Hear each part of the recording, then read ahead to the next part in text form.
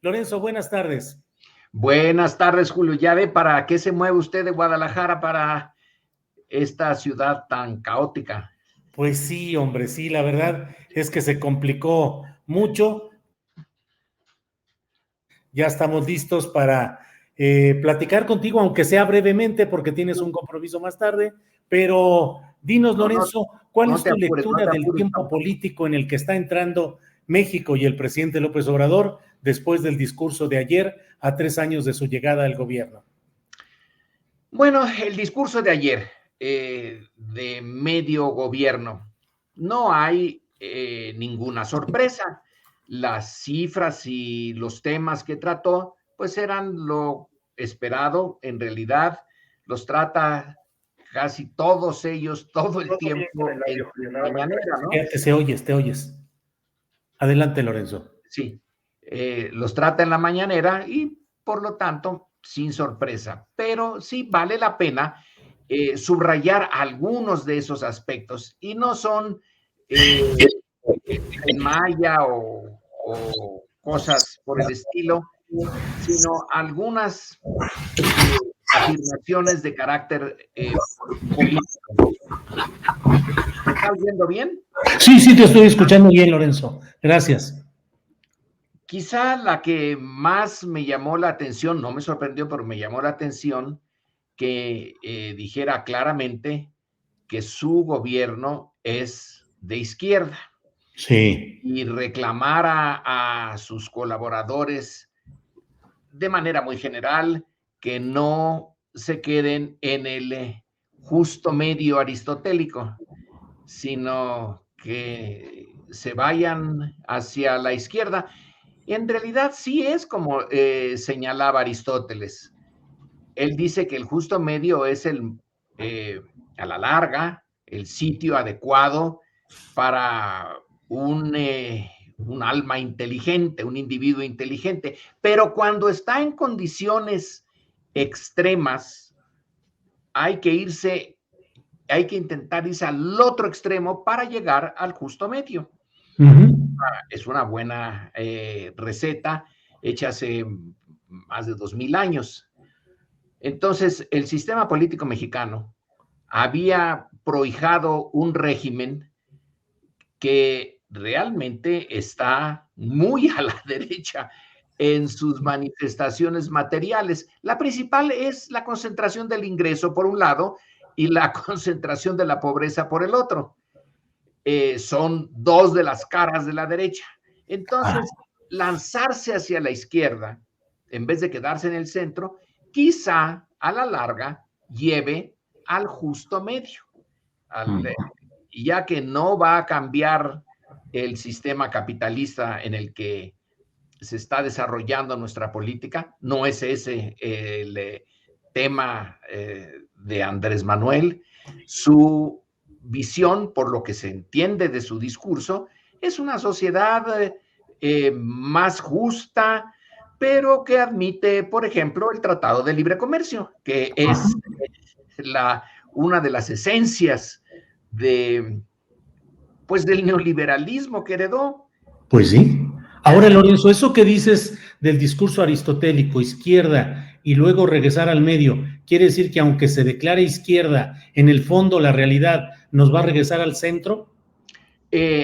No nos va a regresar, todavía estamos casi en la derecha. Va a llevarnos a en caso de seguir, porque acordémonos, estamos a la mitad del sexenio y ya nada más le quedan 3 años. Y cambiar esto requiere Dios y ayuda, porque fueron muchos años, han sido en cierto sentido desde la época colonial. Ha sido un sistema creado para que los pocos logren extraer riqueza abundante de los muchos y se mantenga así. Entonces, intentar irse hacia la izquierda cuando hay tal cantidad de intereses creados, no creo que nos lleve hacia esa izquierda eh,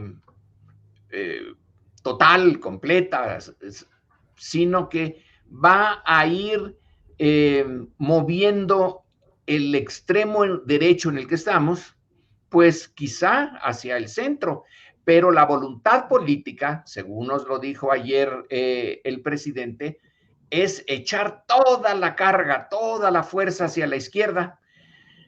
No nos dijo que fuera aristotélico y que estuviera pensando en el justo medio, pero nosotros así lo podemos interpretar. Bueno, al menos yo sí lo interpreto.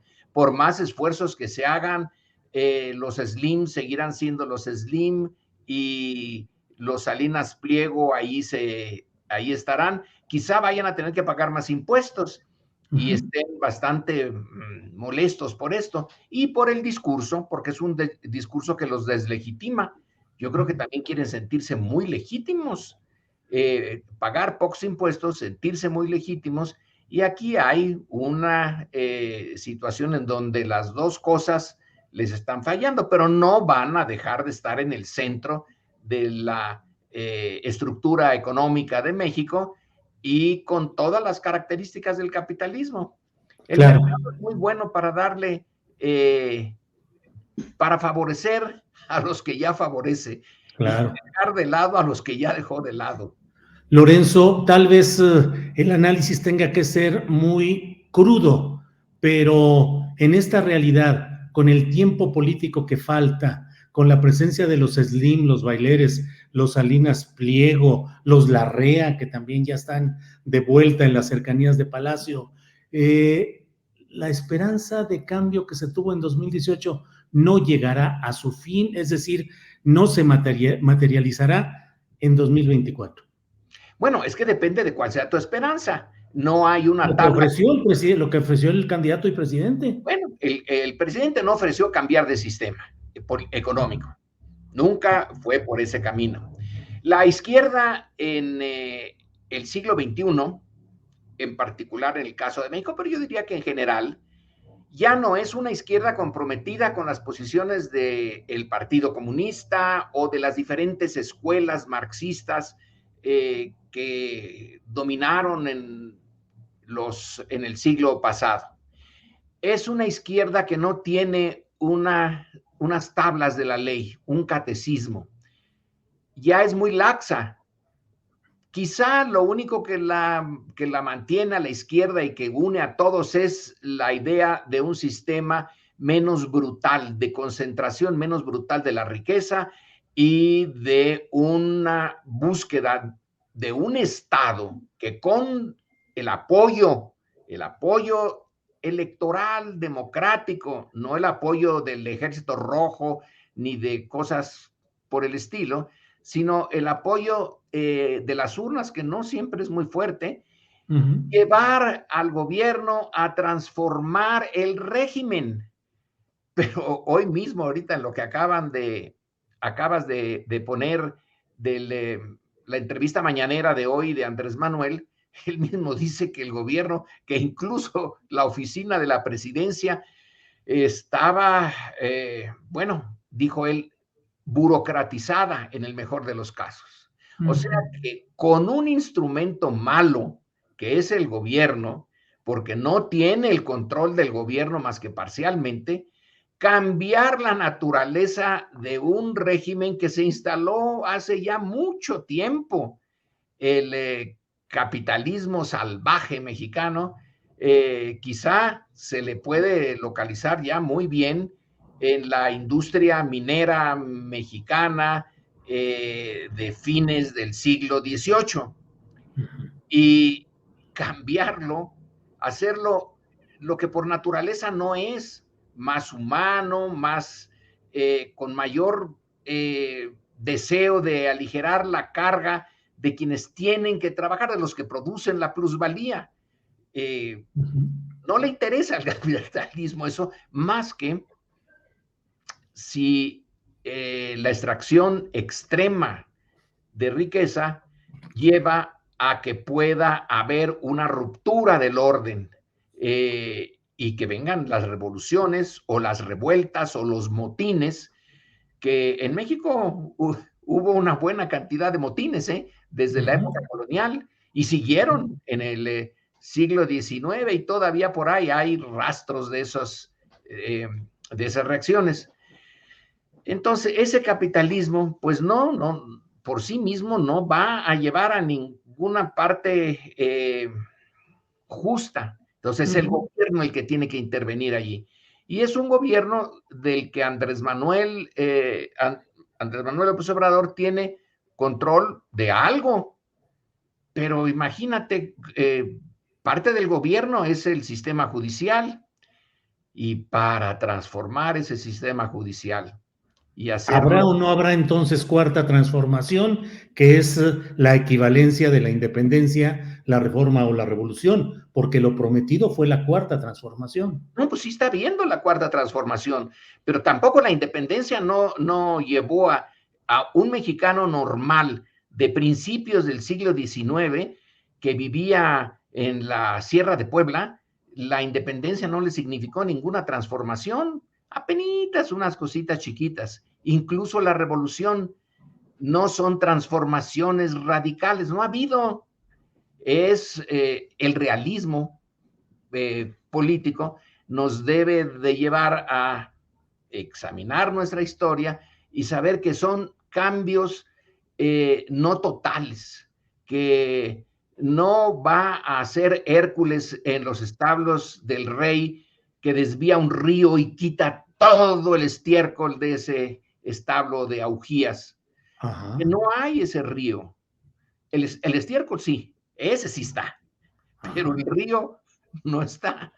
Entonces hay que limpiarlo y dejar la tarea. Yo creo que nunca fue en 6 años cambiar el sistema de raíz. Si hubiera habido una revolución violenta donde se hubiera fusilado a toda una clase dirigente, que ni esas dan buen resultado, pero no fue eso.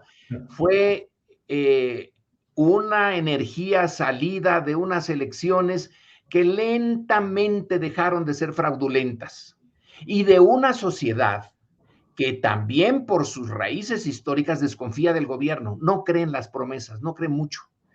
Pero en fin, no puede ser absolutamente incrédulo. Algo de entusiasmo se despierta y ese entusiasmo le da la energía para llenar el zócalo y para intentar, bueno, que los ricos paguen el impuesto que deben, pero no para hacer la reforma fiscal que debería de ir más a fondo.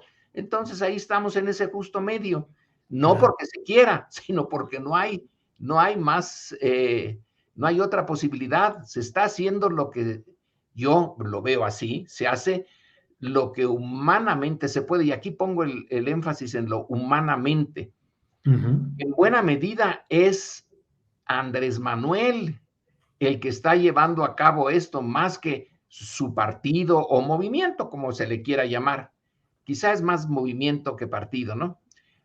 Pero la energía, la pasión política es la de Andrés Manuel, y bueno, es un país de 120 y tantos millones, con una oposición en las partes altas de la pirámide social bien fuerte, y yo veo que aquí, él dijo que ya están sentadas las bases de la cuarta transformación. Bueno, pues sí, todo depende de cómo definas la cuarta transformación.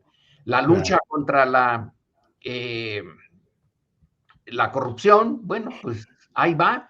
Que los corruptos del pasado inmediato, todavía andan libres y paseándose por Europa y poniéndose pelucas para que no se les reconozca, pues ahí siguen, pero ya no tienen los negocios ni la capacidad de dominar al gobierno que tenían hasta hace 3 años. Claro. Sí. Lorenzo, estamos ya, es la 1:30, sé que tienes un compromiso, ¿no? No sé si alcanzo a preguntarte sobre la revolución de las conciencias, que es un concepto que ha señalado varias veces el presidente y que ayer dijo que tal vez sea lo más irreversible y lo más cercano a lo esencial. Pero yo me pregunto si en términos políticos de veras se puede descansar en algo como es la revolución de las conciencias y si de veras se ha logrado. Bueno, tienes razón si se ha logrado. ¿Sabes qué necesitaríamos? Conseguirnos un buen encuestador y diseñar una muy buena encuesta que fuera realmente representativa y... Un concienciómetro. Sí, y preguntar sobre este punto, que es el punto central de Andrés Manuel. ¿En qué medida un gobierno que desde que nos encontramos con Europa se ha desarrollado en una esfera muy lejana a la esfera donde está la vida cotidiana del grueso de los mexicanos, hasta qué punto se ha logrado que ese grueso de los mexicanos bajen la esfera del gobierno o la esfera del gobierno se baje hasta ellos y llegue el momento en que lo consideren algo propio, no algo ajeno. Esa para mí es sería el indicador de la encuesta. ¿Lo considera usted ajeno? Habría que diseñar las preguntas bien porque decirle así de buenas a primeras es ajeno, pues a lo mejor no se entiende exactamente, pero los indicadores de qué tan ajeno ven al poder a nivel de municipio, al nivel estatal y al nivel federal. Y la idea es, a mi juicio, que cada vez se ve más como algo en donde el ciudadano, aunque cada ciudadano por sí mismo es apenas una micra en esta medición, siente que sí, que ese gobierno lo representa más o menos y con sus asegúnes, pero que ya no es un gobierno ajeno. Y los símbolos, para empezar, ese avión que no se puede vender porque ni Obama lo tenía, ni lo quería siquiera Obama, no se puede vender porque es parte de la esfera estratosférica, de la estratosfera donde vivía la clase política. Y ahora, a base de imposición, Andrés Manuel ha obligado a que se baje esa esfera y a que esté más en contacto con el mexicano normal, común y corriente. Esa es la revolución de las conciencias. No es un catecismo que de repente diga yo creo en esta divinidad, ¿no? La revoluciona en función de que la realidad la ve más o menos comprensible, cercana, y no piensa, caramba, esto del gobierno es algo tan ajeno a mí que más me vale ni pensar en ello.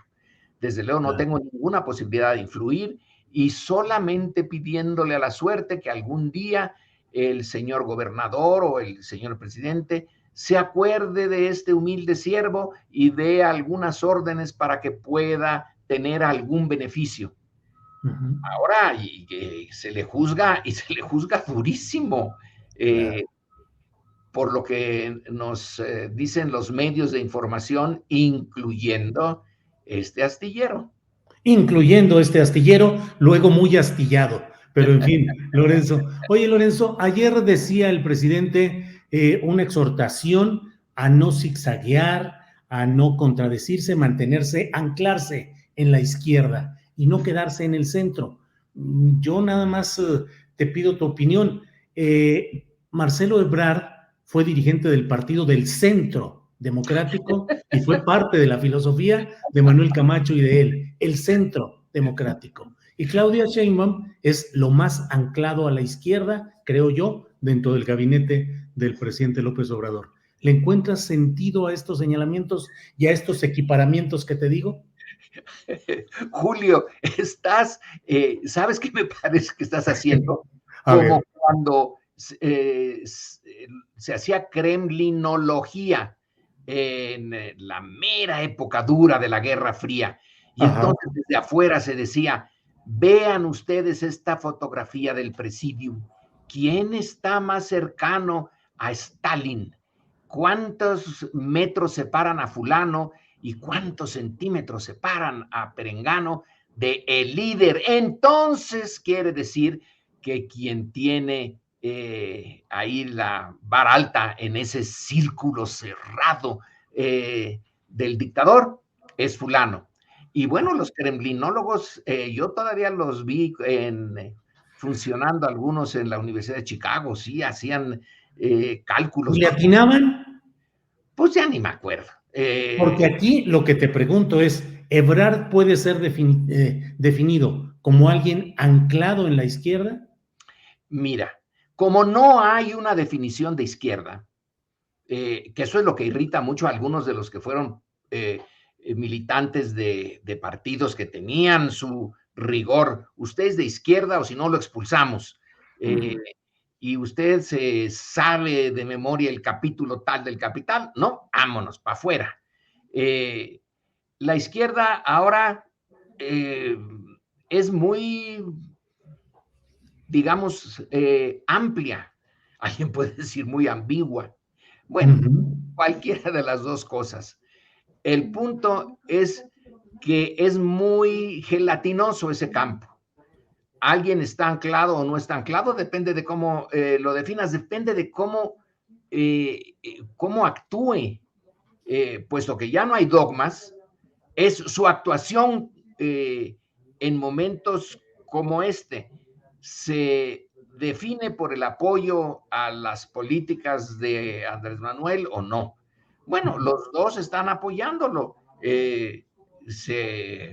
Ebrard se ha movido como Chinicuil en Comal para conseguir las vacunas, que era es todavía uno de los puntos importantes para dar resultados prácticos. Y sí, Claudia viene de una izquierda más, digamos, académica, más cerebral y más apegada a los cánones tradicionales, pero yo supongo que como ya no hay esa definición concreta, puede ser cualquiera de los dos, depende de eso que también le gusta mucho a Andrés Manuel, decir que la incertidumbre, ¿no? En política, pues nadie sabe qué es lo que te va a pasar. Quizá dentro de un año, algo, una circunstancia excepcional llegue y ponga a prueba a ellos o a otro que pueda salir. Ajá. Tenemos una izquierda ambidiestra. Pues tenemos una izquierda, sí, yo la veo más útil que la otra. La otra intentó, y tú lo sabes, intentó la vía del cambio por la acción directa, La vía incluyendo armada. la armada, y no dejó conciencia, dejó un legado, pero no llegó al poder. Esta llega al poder por la vía que supuestamente no era muy importante. ¿Cómo va a ser la vía electoral cuando la mayoría de los electores tienen una falsa conciencia? Entonces, esa falsa conciencia les lleva a una decisión electoral que es falsa y que lo que va a hacer es perder el tiempo. Ahora, la situación de este momento es que quizá en esa vía de la elección, del poco a poco, de respetar, fíjate, respetar la Constitución, pues si la Constitución la hicieron, bueno, en parte la izquierda de ese momento, de 1916, como Mújica, pero finalmente la han modificado las derechas y tienes que respetar la Constitución, tienes que respetar a una Suprema Corte que está tradicionalmente, siempre ha ido en favor de los que tienen más posibilidades materiales. los Sí, antes. claro. Entonces, esa izquierda que tiene que respetar un marco legal que le ha servido muy bien a la derecha, bueno, pues tiene que amoldarse a eso y no puede fusilar a los grandes capitalistas ni expropiarlos. Tiene que, Izquierda dentro de la Constitución, decía López pues Mateos. esa es, Ajá. yo creo que esa es la, ahora se hace lo que López Mateos dijo así en una frase rimbombante para salirse por peteneras y no, no hacer nada y poder, en fin, seguir siendo el autoritario de siempre, pero a lo mejor esa es, ese es el, ese es el límite, ser de izquierda dentro de una constitución que no hizo la izquierda enteramente. Se puede reivindicar, decir, sí, en el 16 había agentes de izquierda, insisto, el general Mújica, ese sí tenía un conocimiento hasta teórico del socialismo y de las corrientes más avanzadas globales sobre qué era la izquierda, pero quien la aplica en favor de la mayoría era el general Cárdenas, que no es precisamente un conocedor de los textos complicados de la Sí. izquierda de su época, sino es un conocedor de la realidad mexicana.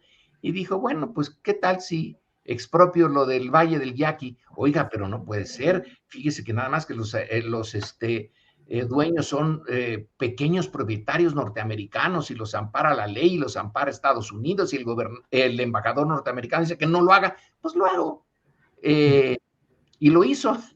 Uh-huh. Y Entonces, así toda. y así fue. Ahora no puede, ahora está tratando de enfrentarse a las empresas eléctricas con apoyo de estas empresas de toda la derecha mexicana. Y ya lo amenazaron, te vamos a acusar con Washington, ¿eh? O te estamos Uh-huh. ya acusando y vas Uh-huh. a ver lo que te va a pasar. Y tiene un montón de limitaciones. Claro. Lorenzo, podríamos seguir platicando mucho tiempo, siempre es intelectualmente muy delicioso platicar contigo, pero bueno, sé que hay actividades por realizar. Te agradezco mucho la amabilidad de acompañarnos esta tarde de contratiempos viajeros, pero gracias, Lorenzo, muy amable. Ya ves, se hubiera quedado en Guadalajara, ahí está la FIL, Ahí está, sí, ahí sí. está la Pero FIL. vine a probar los chocolates Rocío, luego te platico. En vez de las tortas ahogadas. Sí, así es. Lorenzo, muchas gracias como Hasta siempre. luego, Julio, buenas tardes. Igual que estés muy bien, gracias, hasta luego.